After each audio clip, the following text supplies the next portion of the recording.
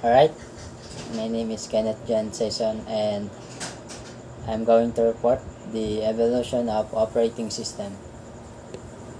Okay, first is what is operating system? An operating system or OS is a system software that manages computer hardware, software resources, and provides common services for computer programs. Who discovered OS? UW's Gary Kildall, father of the PC operating system, honored for key work. History of operating system. The first operating system was introduced in the early 1950s. It was called GMOS and was created by General Motors for IBM's machine, the 701. Operating system in the 1950s were called single stream batch processing system because the data was submitted in groups. So, in the year 1940 to 1950, in the first generation, the electronic computer was first introduced in the 1940s without an operating system. At this time, it can be said that there is a computer but there is no operating system. So the machine problems are manually fixed by wiring and unplugging the machine controls. Next is the 1955 to 1965.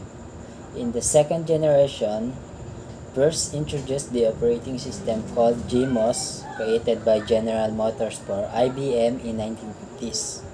The first operating system was called single stream batch. This time the machines were very expensive, so only governments and large corporations were able to buy them. In the year 1968 to 1980, in the late 1960s, the operating system was able to do a lot of work at the same time. It introduced multiprogramming, which indicates the major development of operating system in the world of computer technology. Year 1980 present. In the fourth generation, the personal computer was presented very similar to the mini computer developed in the third generation. The personal computer and cost a very similar fraction of the cost compared to the mini computers. The personal computer makes possible an individual task that helps the person to perform the task required by the computer. The mini computer is just the same as the personal computer, but the price of the personal computer is more affordable. And these are the types of operating system. First is the batch operating system, time-sharing operating system, distributed operating system, network operating system, and real-time operating system. First is the batch operating system. Batch operating system is a system in which the user does not directly interact with the computer. There is a data collector, it is operating system, where the operating system collects the data. When the operating system has collected the data of work, the operating system will pass it to the CPU by batch, so it's called batch operating system. Advantages and disadvantages. Advantages: multiple users can share the batch systems. The idle time for the batch system is very less. The disadvantages: batch systems are hard to debug. It is sometimes costly. Time-sharing operating system. Time-sharing operating system gives time to properly perform and work tasks. Each user is given time to complete their task before it is passed to the CPU. When the tasks are completed, it will be collected all the operating system, and when it is collected, the OS will pass to the CPU all the tasks already compiled. Advantages and disadvantages. Advantages: each task gets an equal opportunity. Fewer chances of duplication of software. The disadvantages: reliability problem. One must have to take care of the security and integrity of user programs and data. Okay, next is the distributed operating system. These types of operating system is a recent advancement in the world of computer technology and are being widely accepted all over the world, and that too with a great peace. Various autonomous interconnected computers communicate with each other using a shared communication network. Independent systems possess their own memory unit and CPU. These are referred to as loosely coupled systems or distributed systems.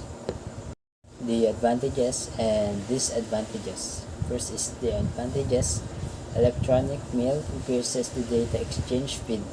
Since resources are being shared, computation is highly fast and durable. Load on host computer reduces.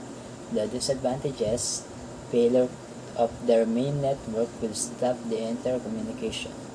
To establish distributed systems, the language which is used are not well defined yet. Network operating system. This system run on a server and provide the capability to manage data, users, group, security applications, and other networking functions. These types of operating system allow shared access of files, printers, security applications, and other networking functions over a small private network. Advantages and disadvantages. Advantages: highly stable centralized servers. Security concerns are handled through servers. Disadvantages: servers are costly. User has to depend on a central location for most operations. And lastly, real-time operating system are used when there are time requirements that are very strict, like missile systems, air traffic control systems, robots, etc. Two types of real-time operating system. First is the hard real-time systems. These OS are meant for applications where time constraints are very strict and even the shortest possible delay is not acceptable. These systems are built for saving life, like automatic parachutes or airbags, which are required to be readily available in case of any accident. Virtual memory is rarely found in these systems. And the second is soft real-time systems. These OS are for applications where time constraint is less strict. And the advantages and disadvantages. Advantages: maximum consumption and maximum utilization of devices and system, thus more output for all resources. Next is the task shifting. The time assigned for shifting tasks in the system are very less. For example, in older system, it takes about 10 microseconds in shifting one task to another. And in the latest system, it takes 3 microseconds. Third is focus on application. Focus on running applications and less importance to applications which are in this queue. And the disadvantages: limited tasks. Very few tasks run at the same time and their concentration is very less on few applications to avoid error. Use heavy system resources. Sometimes the system resources are not so good and they are very expensive as well. Third is complex algorithms. The algorithms are very complex and difficult for the designer on write on. And lastly, the fourth, device driver and interrupt signals.